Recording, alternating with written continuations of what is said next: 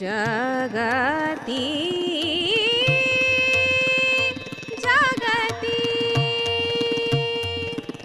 ಶ್ರೀಧರ ಸ್ಮರಣಾಮೃತ ಶ್ರೀಧರ ಗಾನಾಮೃತ ಗುರುವಿನ ನಾಮಾಮೃತ ಮಾಡುವ ಬನ್ನಿ.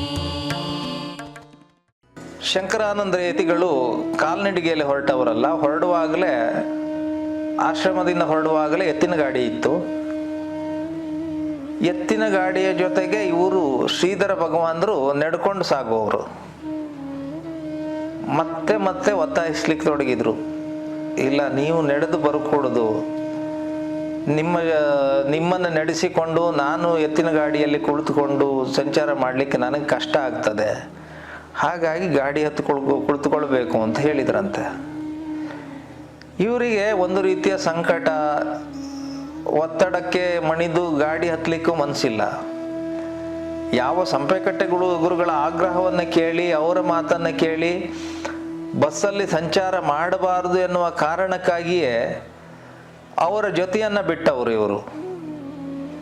ಈಗ ಶಂಕರಾನಂದ ಯತಿಗಳ ಮಾತನ್ನು ಕೇಳಿ ಎತ್ತಿನ ಗಾಡಿ ಹತ್ತಲಿಕ್ಕೆ ಕಷ್ಟ ಆಗ್ತದೆ.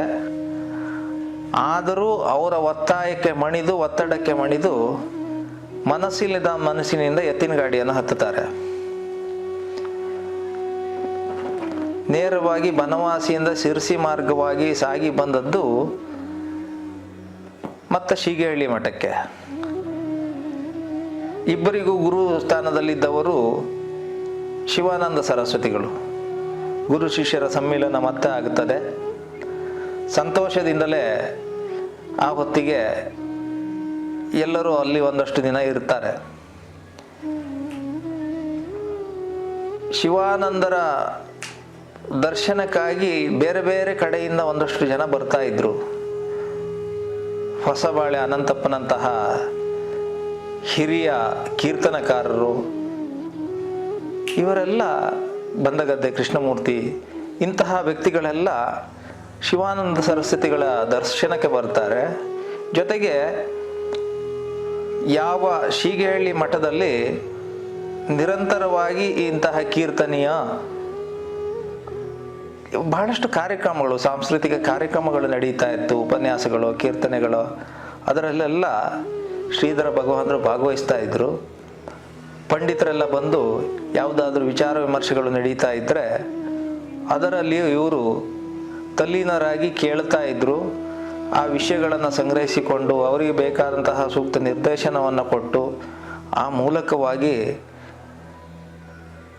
ತಮ್ಮ ಅನುಭವವನ್ನು ಹೆಚ್ಚು ಮಾಡಿಕೊಳ್ತಿದ್ರು. ಅವರಿಗೂ ಒಂದಷ್ಟು ತಮ್ಮ ಹಿತೋಪದೇಶ ಎನ್ನುವಂತಹ ಅಮೃತವನ್ನು ಧಾರೆ ಎರೆಯುತ್ತಾ ಇದ್ರು.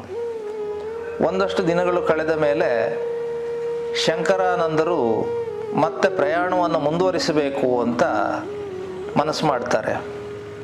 ಶ್ರೀಧರ ಗುರುಗಳು ಇಲ್ಲ, ನಾನು ಬರೋದಿಲ್ಲ, ನಾನು ಇಲ್ಲೇ ಇರ್ತೇನೆ ಅಂತ ಹೇಳಿದಾಗ ಶಂಕರಾನಂದ ಯತಿಗಳಿಗೆ ಮೊದಲೇ ಗೊತ್ತಿತ್ತು. ಯಾಕೆಂದರೆ ಅವರು ಏನು ತಿಳಿಯದೇ ಹೋದವರಲ್ಲ, ಒತ್ತಾಯಕ್ಕಾಗಿ ಮನಸ್ಸಿಲ್ಲದ ಮನಸ್ಸಿನಿಂದ ಎತ್ತಿನ ಗಾಡಿಯನ್ನು ಏರಿ ಇವರು ಶೀಗೇಹಳ್ಳಿಯವರಿಗೆ ಸಾಗಿ ಬಂದದ್ದನ್ನು ತಿಳಿದಂತಹ ಶಂಕರಾನಂದ ಯತಿಗಳು ಅವರೇ ಮೊದಲಾಗಿ ಹೇಳ್ತಾರೆ, ಈ ಬಾರಿ ಇಬ್ಬರು ನಡ್ಕೊಂಡೇ ಹೋಗೋಣ, ಎತ್ತಿನ ಗಾಡಿ ಬೇಡ, ಇಬ್ಬರು ನಡ್ಕೊಂಡು ಹೋಗೋಣ ಅಂತ ಹೇಳ್ತಾರೆ.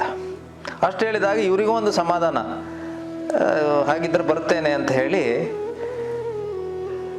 ಸಂಚಾರವನ್ನು ಆರಂಭಿಸ್ತಾರೆ.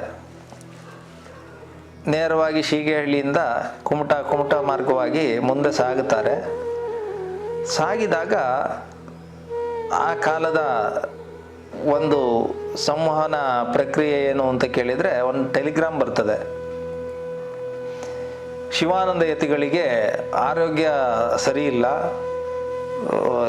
ದಿನವನ್ನು ಎಣಿಸುವಂತಹ ಸ್ಥಿತಿಯಲ್ಲಿ, ಅಷ್ಟು ಗಂಭೀರ ಸ್ಥಿತಿಯಲ್ಲಿದ್ದಾರೆ, ಹಾಗಾಗಿ ಬರಬೇಕು ಅಂತ ಇವರ ಕೈಗೆ ಸಿಗ್ತದೆ.